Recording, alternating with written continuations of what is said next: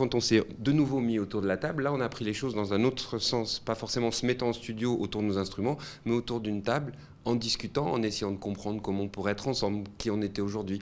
Comment créer aujourd'hui ensemble, qu'est-ce qu'on pourrait dire, comment on pourrait le sortir, donc autant du fond que de la forme. Au départ, on ne savait pas, quand on est parti à Londres, à Berlin, quand ils ont commencé à esquisser les morceaux, que je les ai rejoints, etc. On ne savait pas si ça allait fonctionner, on ne savait pas si ça allait être du Louise Attaque, on ne savait pas.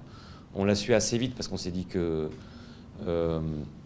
il y avait cette spécificité dont on parlait tout à l'heure, qui est que quand on se rassemble et quand on compose ensemble, ça finit par créer quelque chose qui nous échappe et qui nous plaît et qui nous correspond.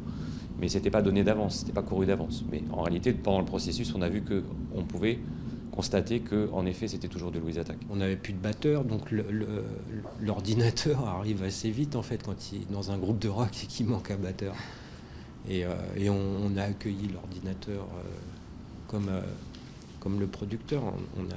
On a laissé le champ libre à des nouvelles choses, des nouveaux sons, et puis des nouvelles façons de faire, qui se mélangent avec le live, où là, il y a des choses qui ne changent pas.